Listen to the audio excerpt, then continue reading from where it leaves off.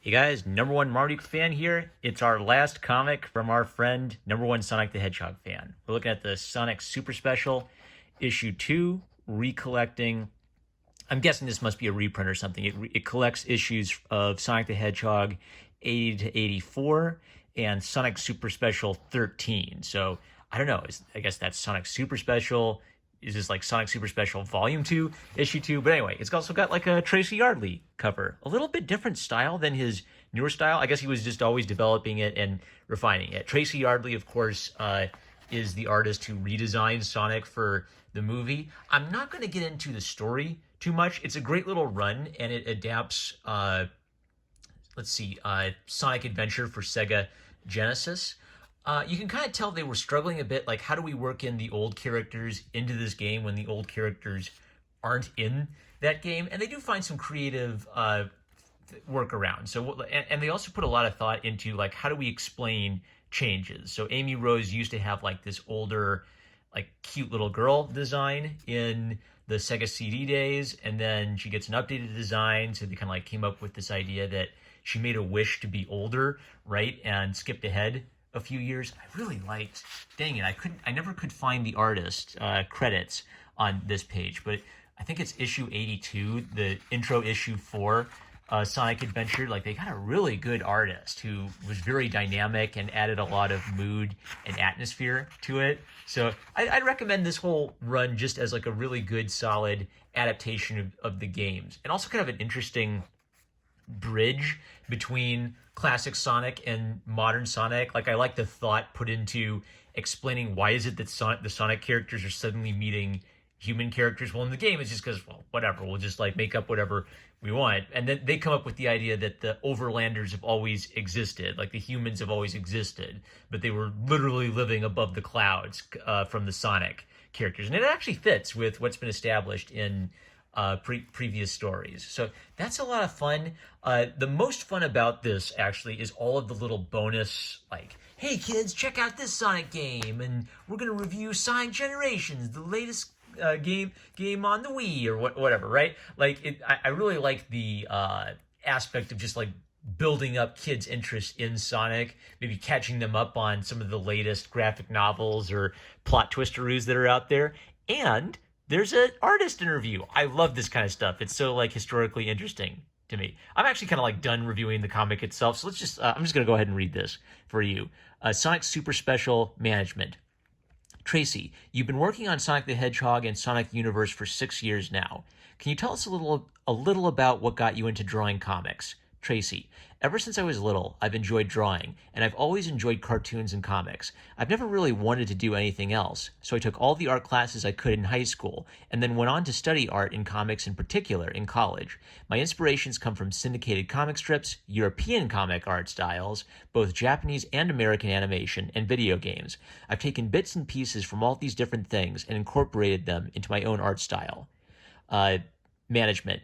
What drew you, pun fully intended, to wanting to draw for the Sonic the Hedgehog comics? Tracy, when I was in the 6th grade back in 1991, the first Sonic game came out and I was instantly hooked. I've been a fairly devoted fan ever since, collecting most of his games, and actually finding time to beat a few of them. I found the original Sonic miniseries that Archie published way back when at my local drugstore, and I was mesmerized by the wonderful and incredibly lively cartooning. Actually drawing the comics wasn't something I thought would actually ever happen. But after tons of hard work and being ready when the opportunity came along, I was happy to set up and continue giving life to one of my fondest childhood memories. Management. You recently wrote the Babylon Rising story, just wrapping up in Sonic Universe 33 through 36. How did that story come about? Can you give us a little bit of insight into your writing process? Tracy, well, even though I've never played the Sonic Riders games, I very much like the idea and the style of the Babylon Rogues. From what I know of their story, it seemed a little out there, so I tried to come up with a way to bring it into the Archie Sonic continuity in a way that seemed natural and to tie the Rogues closer to the Battlebird Armada, which Ian had already been building up in past issues. I pitched the idea to Paul and asked for Ian's insights and blessings back in October of 2010. So, for about 6 months, I mulled the story over in my head, refining it. Then I worked out the script on paper before I type up my final drafts. All the while, I was working closely with Ian on how to make all the elements fit with what he was doing with the other Sonic book. In fact, it's a little spooky how well his ideas and mine were able to sync up to make the story come out as it did, and still make sense with all the other plots he had going. I guess great minds think alike, and ours do too. Management. You've drawn countless Sonic pages over the years. Are there any characters that you feel particularly comfortable drawing? Tracy, every character has their little quirks that can be tough to draw sometimes. Since the characters all seem so simple, it's really easy for them to come out looking wrong if you make a small mistake. This is especially true for Sonic, but overall I'm certain I've drawn him many more times than most of the other characters, and I feel pretty comfortable drawing him. Management. Finally, you recently attended the Savannah Children's Book Festival. Can you tell us a little bit about it? Tracy, every year in Savannah, Georgia, the Live Oak Public Library System holds a gathering of local and national children's book authors and illustrators. This year was the first in which they included comic book artists and authors in the festival, as they should because, as Mike Pellerito will gladly climb onto the soapbox to tell you, comics are a valid and useful tool to encourage children to read. We had wonderful weather and hundreds of people came to the park to meet the authors and look at the books. Much like a comic book convention, I sat at a table, greeting Sonic fans and doing sketches. A good time was had by all, and I hope the list of attending comic creators grows in years to come.